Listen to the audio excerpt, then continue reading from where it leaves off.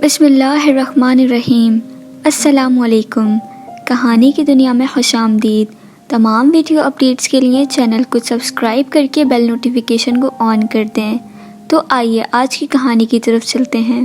یہ کہانی ان لوگوں کے لیے ہے جو اپنے بے رنگ رشتوں میں رنگ بھرنے کے بجائے ان سے دور بھاگنے کی کوشش کرتے ہیں، اور کئی بار یہ سمجھنے میں ہم دیر کر دیتے ہیں کہ نئے رشتے قائم کرنا زیادہ صحیح ہے یا پھر پرانے رشتوں میں رنگ بھرے جائیں۔ اس کا فیصلہ آپ کے ہاتھ میں ضرور ہے، لیکن ایسا نہ ہو کہ وقت پہ فیصلہ نہ کر سکیں اور تاخیر میں ہاتھ ہمیشہ کے لیے خالی رہ جائیں۔ زندگی ہمیں کب کہاں دھوکہ دے رہی ہوتی ہے، ہم جاننے کے باوجود بھی دھوکہ کھاتے رہتے ہیں، اور جب عقل واپسی کا ٹکٹ کرواتی ہے تو ہم بہت کچھ کھو چکے ہوتے ہیں۔ آج صبح کا وقت تھا، ہمیشہ کی طرح آج بھی کھانا لگاتے ہوئے اس کا پورا دھیان پلیٹ سجانے میں تھا، اور میری آنکھیں اس کے چہرے پر جمی تھیں۔ میں نے آہستگی سے اس کا ہاتھ تھاما، وہ چونک سی گئی۔ میں تم سے ایک ضروری بات کرنا چاہتا ہوں، کافی ہمت جتانے کے بعد بلا آخر میرے منہ سے نکلا۔ وہ چپ چاپ کرسی پر بیٹھ گئی۔ اس کی نگاہیں چاہے میز پر مرکوز تھیں، پر ان میں سے اٹھتا درد میں بخوبی محسوس کر رہا تھا۔ ایک پل کے لیے میری زبان پہ تالا سا لگ گیا، پھر جو میرے دماغ میں چل رہا تھا اسے بتانا بہت ضروری تھا۔ میں تمہیں طلاق دینا چاہتا ہوں۔ اور میری آنکھیں جھک گئیں۔ میری امید کے برعکس اس نے کسی قسم کی حیرانی یا پریشانی کا اظہار نہ کیا، بس نرم لہجے میں اتنا پوچھا، کیوں؟ میں نے اس کا یہ سوال نظر انداز کیا۔ اسے میرا یہ رویہ ہرگز پسند نہیں آیا۔ ہاتھ میں پکڑا چمچ فرش پہ پھینک کے وہ چلانے لگی، اور یہ کہہ کے وہاں سے اٹھ گئی کہ تم مرد ہی نہیں ہو۔ رات بھر ہم دونوں نے ایک دوسرے سے بات نہیں کی۔ وہ روتی رہی۔ میں جانتا تھا کہ اس کے لیے یہ جاننا بہت ضروری ہے کہ آخر میری شادی کو ہوا کیا ہے۔ میرے پاس اسے دینے کے لیے کوئی تسلی بخش جواب نہیں تھا۔ اسے کیا بتاتا کہ میرے دل میں اس کی جو جگہ تھی وہ اب کسی اور نے لے لی ہے؟ اب اس کے لیے میرے پاس محبت باقی ہی نہیں رہی۔ مجھے اس پہ ترس تو بہت آ رہا تھا، اور ایک پچھتاوا بھی تھا، پر اب میں نے جو فیصلہ کر لیا تھا اس پہ ڈٹی رہنا بھی بہت ضروری تھا۔ طلاق کے کاغذات عدالت میں جمع کرانے سے پہلے میں نے اس کی ایک کاپی اسے تھمائی، جس پہ لکھا تھا کہ وہ طلاق کے بعد گھر، گاڑی اور میری ذاتی کاروبار میں 30% کی مالکن بن سکتی ہے۔ اس نے ایک نظر کاغذ پہ دوڑائی اور اگلے ہی لمحے اسے ٹکڑے کر کے زمین پر پھینک دیا۔ جس عورت کے ساتھ میں نے اپنی زندگی کے 10 سال بتائے تھے، وہ ایک پل میں اجنبی ہو گئی۔ مجھے بہت افسوس تھا کہ اس نے اپنے انمول جذبات اور قیمتی لمحے مجھ پر ضائع کیے، پر میں بھی کیا کرتا؟ میرے دل میں کوئی اور اس حد تک گھر کر چکا تھا کہ اسے کھونے کا تصور ہی میرے لیے ناممکن تھا۔ بالآخر وہ ٹوٹ کے بکھری اور میرے سامنے ریزہ ریزہ ہو گئی۔ اس کی آنکھوں میں آنسوؤں کا سمندر امڈ آیا تھا۔ شاید یہی وہ چیز تھی جو اس طلاق کے بعد میں دیکھنا چاہتا تھا۔ اگلے روز پورا دن اپنی نئی محبت کے ساتھ بتا کے جب میں تھکا ہارا گھر آیا تو وہ میز پہ کاغذ پھیلائے کچھ لکھنے میں مصروف تھی۔ میں نے اس پہ کوئی دھیان نہ دیا اور جاتے ہی بستر پہ ڈھیر ہو گیا۔ دیر رات جب میری آنکھ کھلی تو وہ تب بھی کچھ لکھ ہی رہی تھی۔ اب بھی میں نے اس سے کوئی سوال نہیں کیا۔ صبح جب میں اٹھا تو اس نے طلاق کی کچھ شرائط میرے سامنے رکھ دیں۔ اسے میرے دولت اور جائیداد میں سے کچھ نہیں چاہیے تھا، وہ بس 1 مہینہ مزید میرے ساتھ رہنا چاہتی تھی۔ اس 1 مہینے میں ہمیں اچھے میاں بیوی کی طرح رہنا تھا۔ اس شرط کی بہت بڑی وجہ ہمارا بیٹا تھا، جس کے کچھ ہی دنوں میں امتحانات ہونے والے تھے۔ والدین کی طلاق کا اس کی تعلیم پہ برا اثر نہ پڑے، اس لیے میں اس کی یہ شرط ماننے کو بالکل تیار تھا۔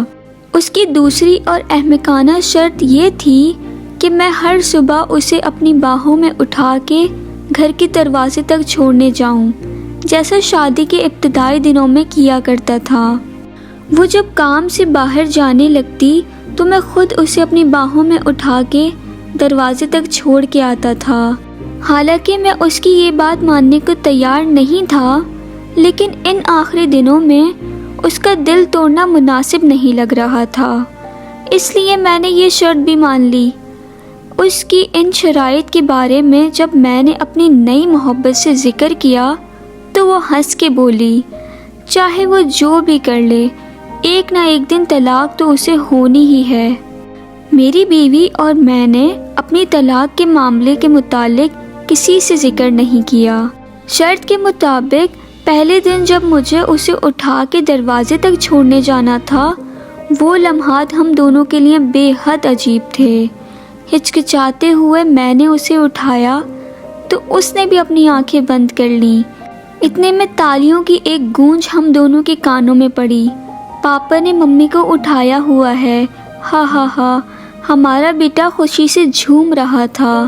اس کے الفاظوں سے میرے دل میں ایک درد سا اٹھا، اور میری بیوی کی کیفیت بھی لگ بھگ میرے جیسی ہی تھی۔ پلیز اسے طلاق کے بارے میں کچھ مت بتانا، وہ آہستگی سے بولی۔ میں نے جواباً سر ہلایا۔ اسے دروازے تک چھوڑنے کے بعد میں اپنے آفس کی طرف نکل پڑا اور وہ بس اسٹاپ کی طرف چل دی۔ اگلی صبح اسے اٹھانا میرے لیے قدرے آسان تھا، اور اس کی ہچکچاہٹ میں بھی کافی کمی تھی۔ اس نے اپنا سر میری چھاتی سے لگا لیا۔ ایک عرصے بعد اس کے جسم کی خوشبو میری چھاتی سے ٹکرائی۔ میں بغور اس کا جائزہ لینے لگا۔ چہرے کی گہری جھائیاں اور سر کے بالوں میں اتری چاندی اس بات کی گواہ تھی کہ اس نے اس شادی میں بہت کچھ کھویا ہے۔ 4 دن مزید گزرے۔ جب میں نے اسے باہوں میں بھر کے سینے سے لگایا تو ہمارے بیچ کی وہ قربت جو کہیں کھو سی گئی تھی واپس لوٹنے لگی۔ پھر ہر گزرتے دن کے ساتھ قربت کے وہ جذبات بڑھتے گئے۔ لمحے دنوں کو پر لگا کے اڑا لے گئے اور مہینہ پورا ہو گیا۔ اس آخری صبح میں جانے کے لیے تیار ہو رہا تھا اور وہ بیڈ پر کپڑے پھیلائے اس پریشانی میں مبتلا تھی کہ آج کون سا لباس پہنے، کیونکہ پرانے سارے لباس اس کے نحیف جسم پہ کھلے ہونے لگے تھے۔ اس وقت مجھے اندازہ ہوا کہ وہ کتنی کمزور ہو گئی ہے۔ شاید اسی لیے میں آسانی سے اٹھا لیتا تھا اسے۔ اس کی آنکھوں میں امڑتے درد کو دیکھ کے نہ چاہتے ہوئے بھی میں اس کے پاس چلا آیا اور اس کے کاندھے پر ہاتھ رکھا۔ پاپا، ممی کو باہر گھمانے لے جائیں؟ ہمارے بیٹے کی آواز میرے کانوں میں پڑی۔ اس کے خیال میں اس پل یہ ضروری تھا کہ میں اسی طرح اس کی ماں کا دل بہلاؤں۔ میری بیوی بیٹے کی طرف مڑی اور اسے سینے سے لگا لیا۔ یہ لمحہ مجھے کمزور نہ کر دے، یہ سوچ کر میں نے اپنا رخ موڑ لیا۔ آخری بار میں نے اسے اپنی باہوں میں اٹھایا۔ اس نے بھی اپنے بازو میرے گردن کے گرد حائل کر دیے۔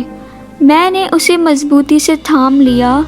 میری آنکھوں کے سامنے شادی کا وہ دن گردش کرنے لگا جب پہلی بار میں نے ایسے ہی اسے اٹھا کے اپنے گھر میں لایا تھا اور وعدہ کیا تھا کہ مرتے دم تک ایسے ہی ہر روز اسے اپنے سینے سے لگا کے رکھوں گا۔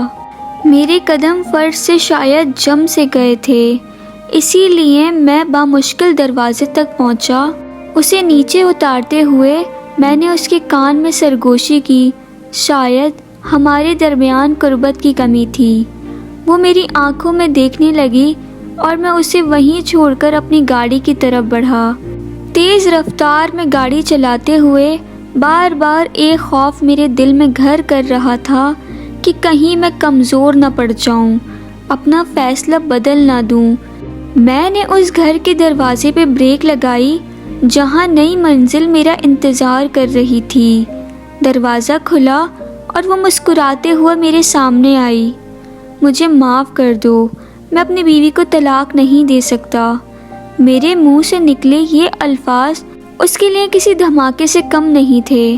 وہ میرے پاس آئی اور میرے ماتھے پر ہاتھ رکھ کے بولی، شاید تمہاری طبیعت ٹھیک نہیں ہے یا تم مذاق کر رہے ہو۔ نہیں، میں مذاق نہیں کر رہا، شاید ہماری شادی شدہ زندگی بے رنگ ہو گئی ہے، پر میرے دل میں اس کے لیے محبت اب بھی زندہ ہے۔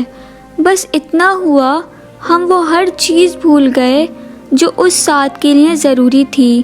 خیر، دیر سے ہی صحیح، پر مجھے سب یاد آ گیا، اور ساتھ نبھانے کا وہ وعدہ بھی یاد ہے جو شادی کے پہلے دن میں نے اس سے کیا تھا۔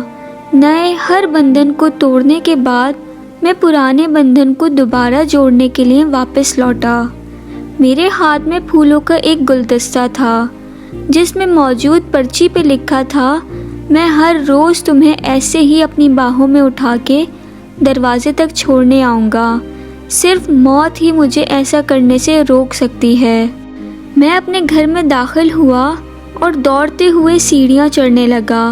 میرے پاس اپنے بیوی کو دینے کے لیے زندگی کا سب سے بڑا تحفہ تھا۔ جب میں اس سے چند لمحوں کی دوری پہ تھا، تبھی زندگی کی ڈور اس کے ہاتھوں سے سرک گئی۔ کئی مہینوں تک کینسر کی بیماری سے لڑتے لڑتے وہ ہار چکی تھی۔